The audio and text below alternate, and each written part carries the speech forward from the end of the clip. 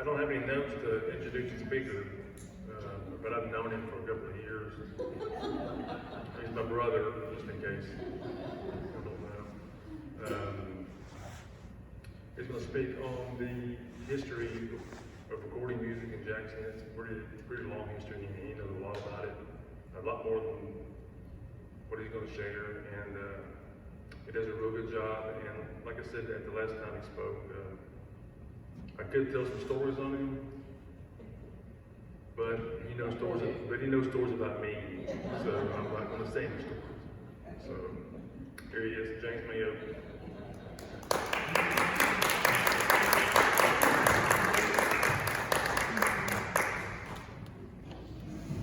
Y'all a little bit lost there. If y'all don't mind, can y'all hear me? We need you to use the microphone. You can stand wherever you want, but use the microphone. I can stand in one spot. There we go, now can you hear me? All right. I'll try to stand in one spot. So what story y'all want to hear about my brother? I'll start out by saying it's kind of appropriate because we're talking about music tonight, that I'm exhausted right now. You may have seen the news. There were some concert tickets that went on sale today for a popular artist, and pre-sale, not just the regular concert ticket sale. So you get a pre-sale code, so you're special. So I got a pre-sale code, so I'm special. And when I logged in 30 minutes before, I was at work by the way, 30 minutes before the pre-sale started, I'm in good shape. Taylor Swift is the artist. I was buying those for my kids, not for me, I promise. And about 10:15, it paused. It said paused. And it sat there. And I got my phone and I looked, and sure enough, Taylor Swift had shut down Ticketmaster's website today. And my wife's office is next door to mine at Jackson State, and there's a door between them, and so I'd go teach a class. We're afraid for the computer to go to sleep, we're afraid to lose our place in line. So she'd come and sit and move the mouse every now and then, and go to class, and I'd come back and sit there and move the mouse a little bit. So I didn't really do anything all day in terms of doing, but it was so stressful that I'm exhausted. And she had a meeting to go through. The president was speaking today. One of us needed to go. So she's a faculty senate president, so she felt it was more important than she went. So I was going to pick up kids after school. So I said, I'm leaving at 3. The meeting starts at 2:30. I said, if nothing happens, I'm leaving, because this is not going to happen today. And about 2:40, the little thing at the bottom moved. And I thought, wait a second, that's progress. And then it moved again. And it moved again. So I texted her and I said, when I leave at 3, and it's at least halfway, you might want to come on over here and finish this. So at 3, she came back. It was past halfway. By 3:30, we had tickets. And they were a whole lot cheaper than what they're already selling for on the websites. So I'm already thinking, maybe I should sell these. And why do we do that? Well, I told my kids, and they burst into tears. That's why you do it, right? So anyway, music stuff. A little bit brain dead, I think, from that. But anyway, this is a good place to talk about Jackson music and recording, because a whole lot of the artists I'll talk about tonight probably played music in this room at some point. And if they didn't play music in this room, they sat in this theater and watched movies probably. And speaking of this room, let me take just a second to say what a great job you guys have done with this. This is incredible. And thanks for the invitation, Kathy and Joe. This is really cool. I've played myself here a couple of times at Bemis Days and whatnot, and it's really good. And I can say as the youngest, well now David's in, I was the second youngest member of the Pinson Ruatan Club, trying to keep our old school, still standing down at Pinson. That's a lot of work. So I know what you're doing, and it's really neat. I love coming to this building and looking and stuff. So to the point. If I'm looking at my phone, it's because my YouTube videos will be on that, and I'll play those through David's speaker here in a second. I'm going to talk about, I want to say a few things first about things to be aware of. And I'm going to start by saying, without offending anybody, I hope, because these are people that some of you know, knew, these people. I'm going to talk about recording in Jackson without talking about Carl much, and without talking about WS. And that's not to be disrespectful to them in any way at all, but they've been covered, and also I've not been able to find, and somebody can correct me, and that's going to be another point I'll make here in a second. I can't find where Carl recorded in Jackson. And I'm sure that he may have at some point. I'd be surprised if he didn't, on some maybe small level. I know some recordings popped up down in Eastview that predated Elvis, early 50s, not too long ago. But so those are great figures in our musical legacy here, but I'm going to talk about some other folks. Another thing I want to say is I may make a mistake. I may get something wrong. I've heard stories. My father was one of these musicians. My aunt's sitting here, so she can vouch for this. I was never sure when I got a story from him, if I was getting the whole story, or the right story, or if he was just maybe making it up on the fly. There's a really good rockabilly historian in France. He would email me and he would say, "Why don't you go over and ask your dad about this?" for an article he was writing. And I'd say, okay, I'd go and ask him. And he would be thrilled to death to think that somebody in France wanted to ask him something, first of all. Really? Oh, France? And he would get all, Bobby Mayo was my dad. Some of y'all probably knew him too. And he was very impressed by that. But he would start to tell the story, and by the time it was done, I wasn't sure if he was just making things up. And I'd have to stop him and say, this is for an article in a magazine about rockabilly music, so let's stick to the facts. I love the story you're telling, but they want to know what really happened. Oh, it all really happened, I promise. But anyway, I might make a mistake. If you hear me make a mistake, tell me later. Or raise your hand and correct me. I'm okay with that too. I'm going to leave something out.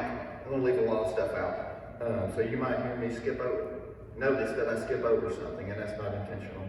And obviously I can't cover it all, and those two things go together. So anyway. So where do we begin? What I like to do, I gave this presentation at the West Tennessee, the Genealogical Society not long ago, and I decided just to sort of focus on the 1950s and the 1960s, because that's really what I know most about, and honestly, it's as far as the records go, it's no pun intended, it's what we know the most about in terms of recording here in Jackson. So it's the music I like too, so that helps with the presentation. Y'all won't let me walk around, so I can't see the screen. All right, so I'm going to start with. You can take that mic and walk wherever you want. You know what, I can, but I don't want to do it. I'll drop it or something. I'm going to start with Jackson Records. Now, we have a Jackson Records now downtown. It's over by the 101.5 building, down by the Farmers Market. And I can't find for sure that there's any connection between the two other than just a name. But there were several releases on this label, and there's a great website for basically record collectors who have cataloged these 45s, basically all 45s, and will give you the details of when they were recorded and maybe who played on them and the dates and down to the value of the record and whatnot. So they have great resources for that. And there were many 45s cut and released at Jackson Records, mostly in the 1950s, and 1957 was one of their biggest years. So some of these names you know, Carl Mann, right? Eddie Bush and Kenny Parchman. And Carl Mann recorded an early version of the song Mona Lisa at Jackson Records, and later he went and redid that song in Sun and became a hit. So that's where we'll start tonight with getting into specifics. And what I want to do is play, I have to use my phone for this, and the speaker over there, a song by Jimmy Martin that was recorded there. Anybody remember Jimmy Martin? And it's called Rock the Box. So we're going to listen to a little bit of that if my phone will cooperate.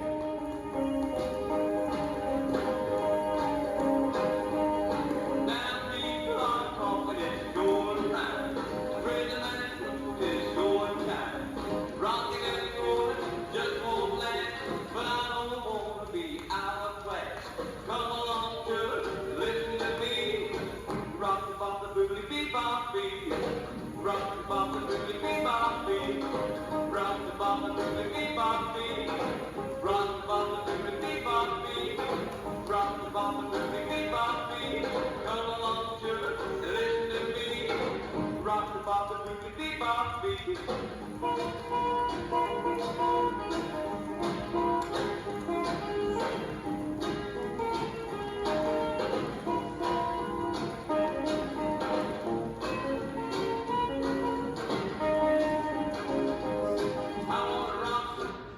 Stop there. I needed to at least get through the guitar solo as a guitar player. I wanted to hear that myself.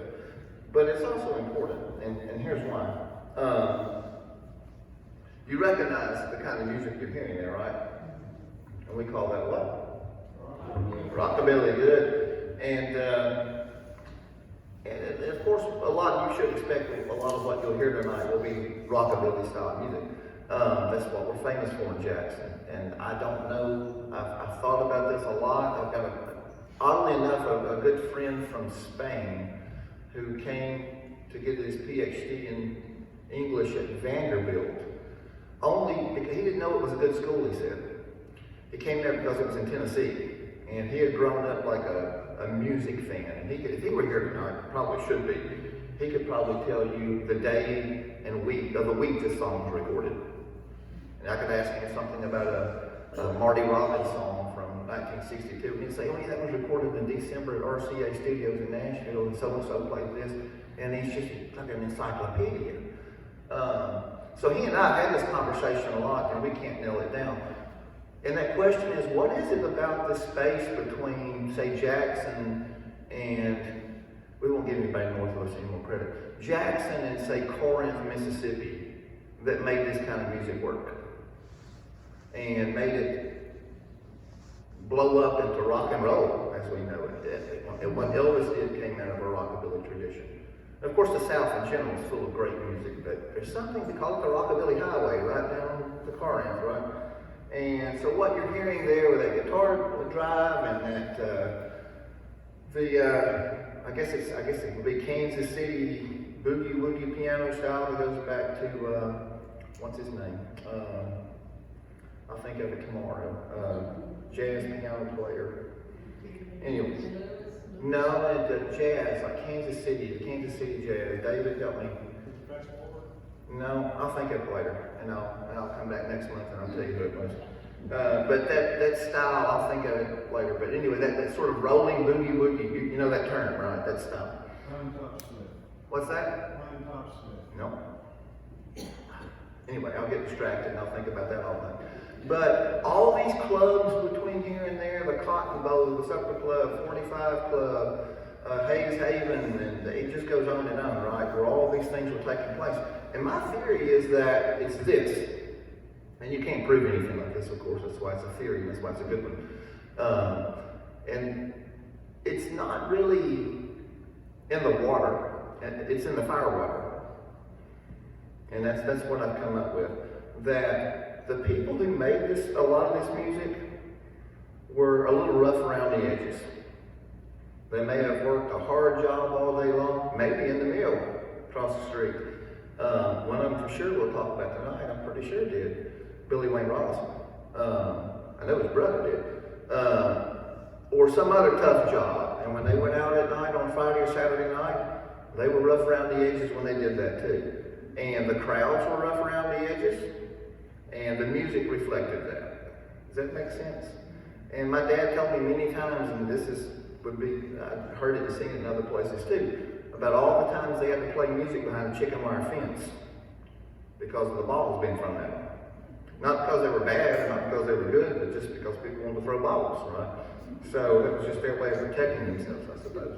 So I think there's some little edginess behind the attitude and the roots that these people had themselves that you see and hear in their music as well. Let's see, that one I should have flipped that over, but I didn't. That was the Jimmy Martin picture there of his band. Kenny Parchman, anybody? Absolutely. Let me find my files here. We'll listen to one of his right quick. This is called Treat Me Right, and this was on Jackson Records as well.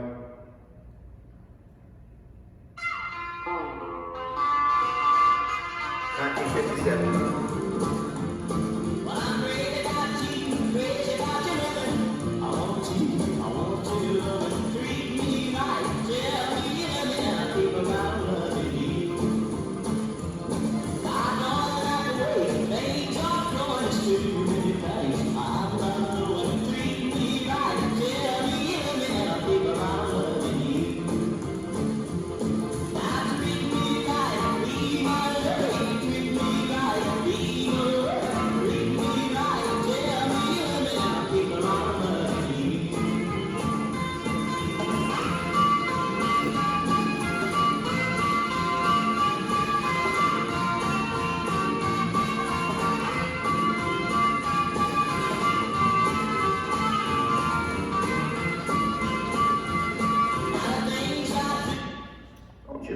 Picture too. And I was just talking about that attitude. Now he's got on a nice jacket and a nice pair of pants and some nice slick shoes.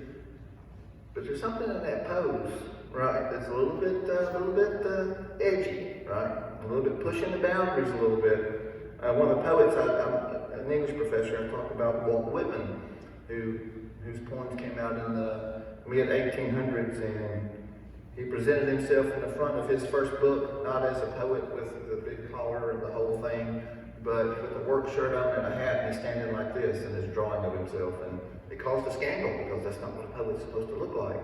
Well, this isn't what, I almost had the piano player's name. That's not what he would have looked like. He may have had that nice, slick clothing, but that attitude that goes with it, right? Carl Mann. Ring a bell? Absolutely. I like this one. Mona Lisa I could have easily played for you. And like I said, he recorded that early in Jackson Records and redid it at Sun when he was contracted there, and it went on to be a good hit for him. It made him a lot of money, I'm sure. But this one is called Satellite Number 2, that he did not write, but it's a cool song. And we'll talk about why afterwards. We'll stop there. Did you hear it? Satellite, right?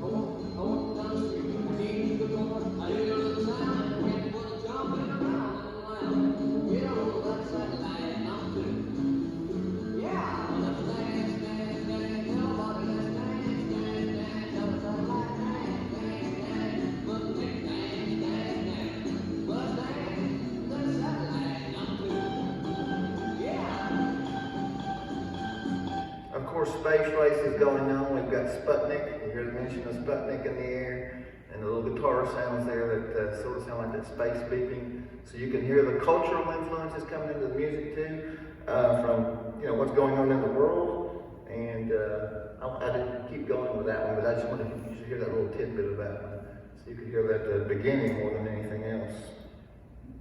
It's satellite number 2. I'm not sure what happened to satellite number 1, or if there was a number 3 even.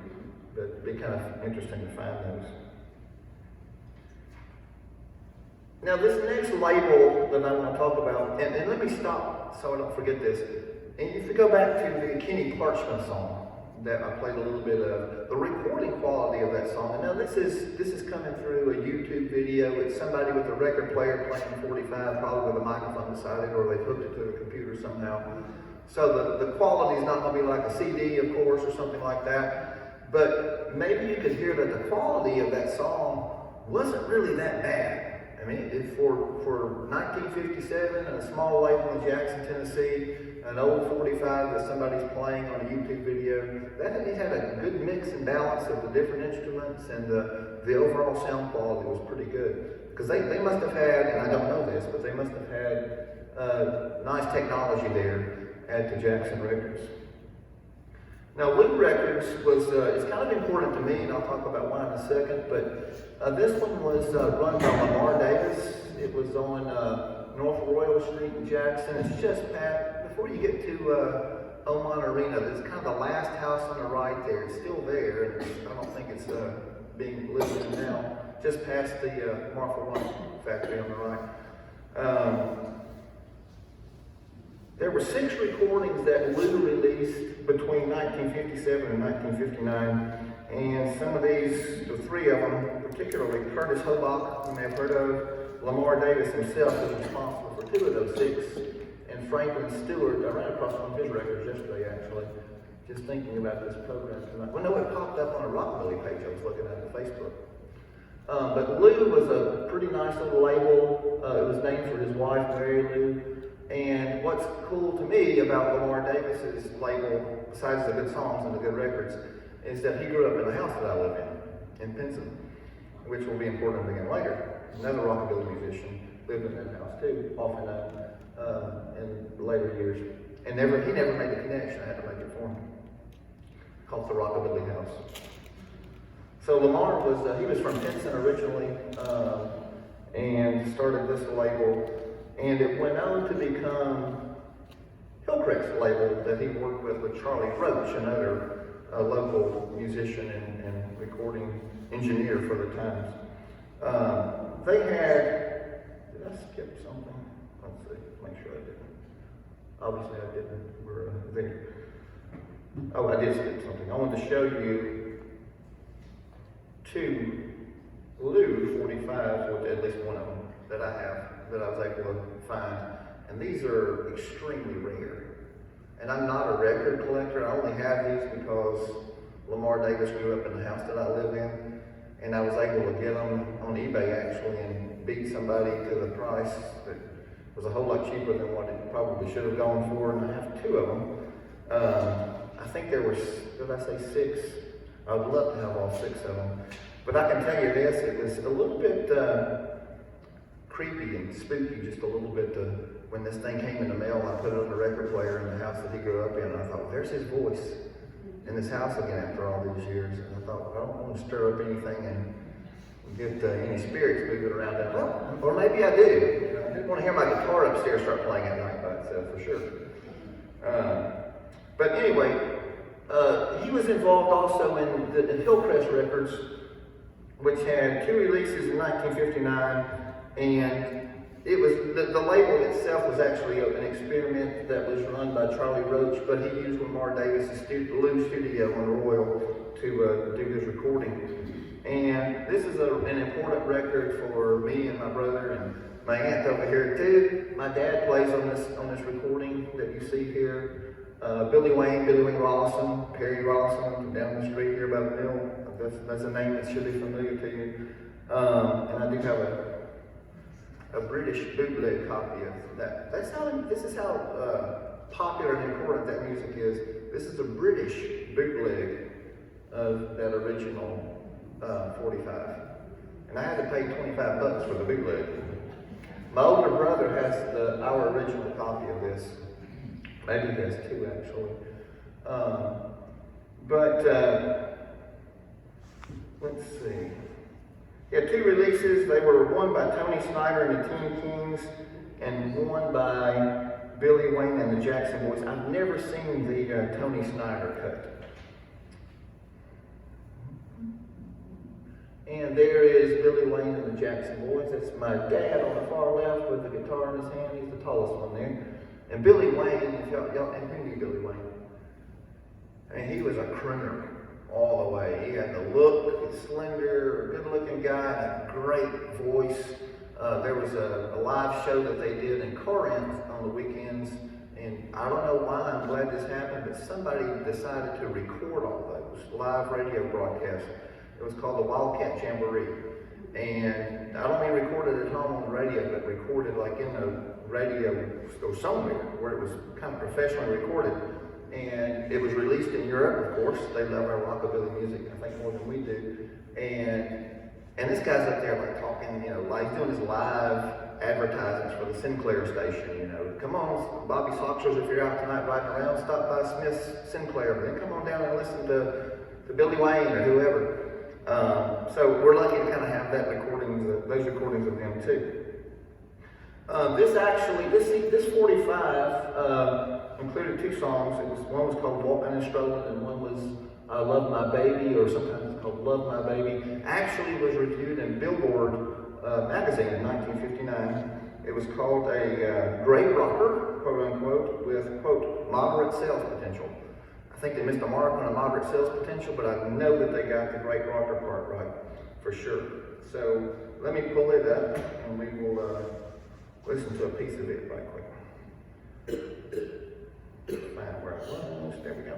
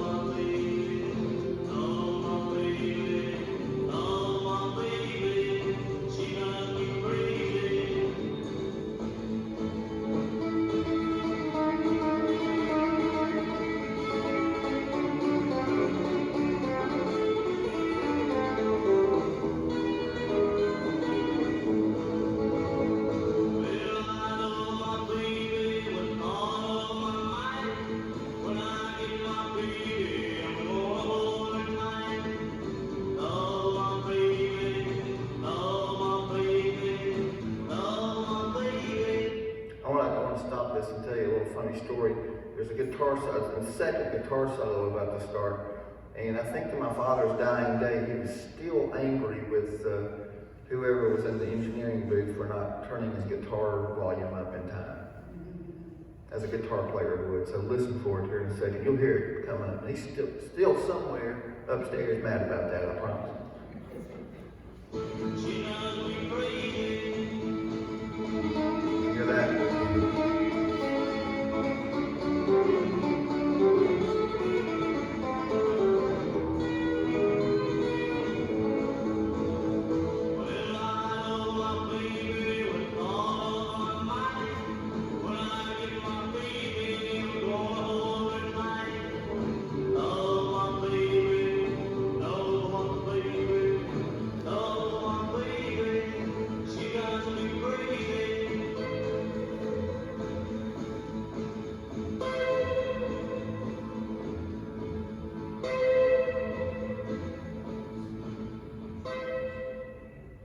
Now there's some discussion about this song. Wayne Collins, who played drums on it, is still very much alive. And we actually, David and I and my older brother Bob, who's a recording engineer, teaches recording at Union, he knows Wayne. He said, let's all get together and re-record these songs. And I said, well, that sounds great. I said, how old is Wayne? And he said, well, he's in his 80s. I said, well, can he still play? Kind of an important question. He said, I think so. So we set it all up at his house, in his living room, and he got everything mic'd up, and we started just kind of jamming a little bit while he got his levels right. And David can tell you, he started up right away and was killing it. I thought, this guy still plays. And so we got everything done. We're just waiting for if you know anybody, let me know. We're waiting for the right singer to come and do the vocal track on these two songs, and it's not going to be easy, because you could hear that crooner. And what I was going to say about the car rent shows, you listen to those recordings, and when he starts singing, it's just like when you watch the Elvis videos. You hear screams from young women and girls, and I'm trying to imagine what that would have looked like. But his voice was just golden. So anyway, good special record for us that I wanted to share with you. And again, I would argue that the song you just heard is not really a rockabilly song. And the way, I don't want to get into the way it's structured or whatnot. And what you heard there at the end is almost 60s psychedelic. And it was recorded in 59, and by 59, the rockabilly thing is pretty much coming to a close. Westwood Records is Charlie Roach again. He had a studio on 125 Taylor Street in Jackson, and had 6 releases that I know of, and there may have been more, and I have just one more after this, so I won't be up here much longer torturing you this one. Larry Brinkley recorded with him, Tony Snyder, again, a name that we just mentioned, Bobby Hart and the Night Riders, those may be names that you're familiar with. and it operated from 1959 until about 1963. And I like this next one. It's called The Jackson Dog by Larry Brinkley. And let me find it right quick. Should be just a matter of it right there.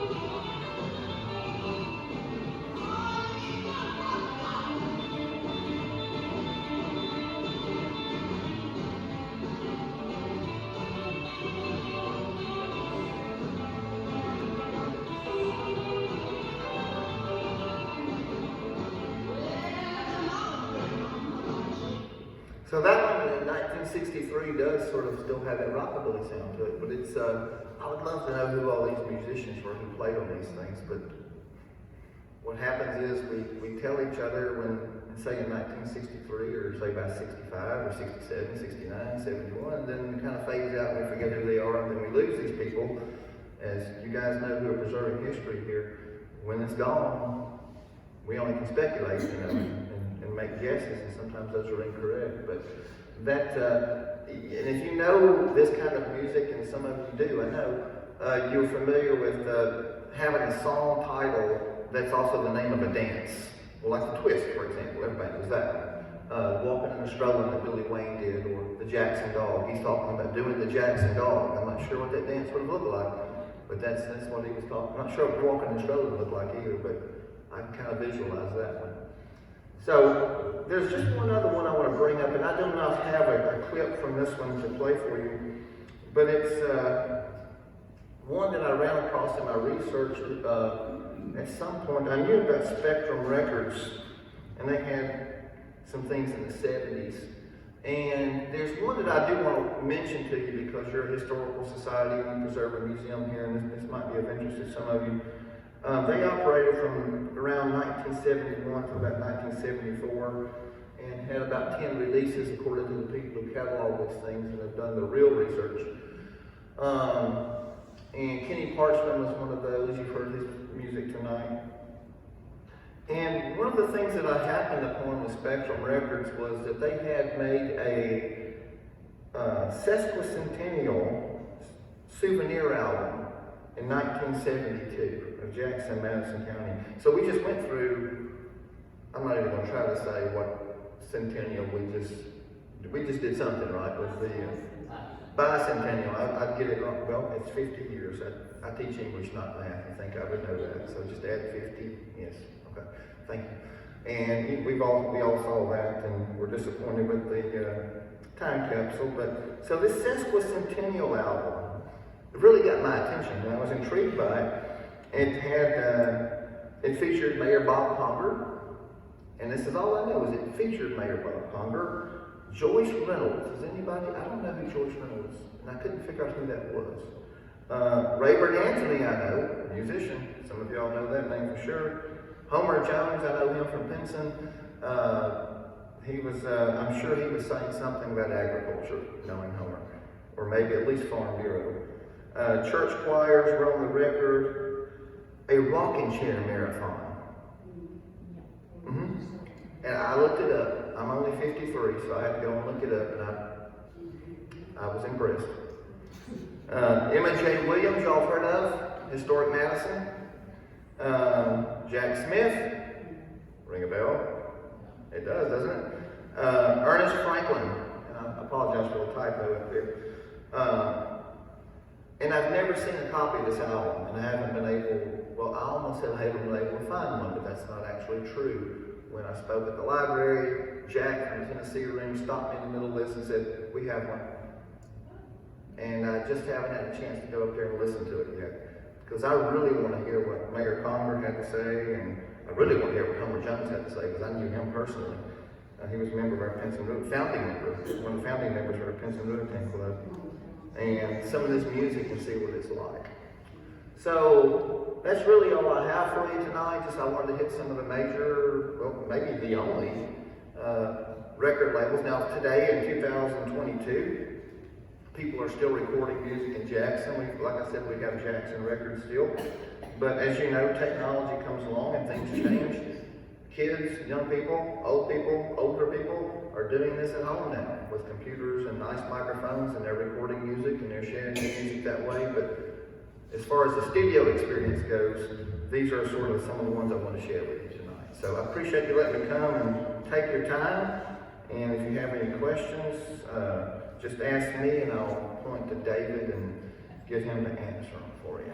All right? Or afterwards, just catch me if you want to look at the records. Just let me know. Thank you.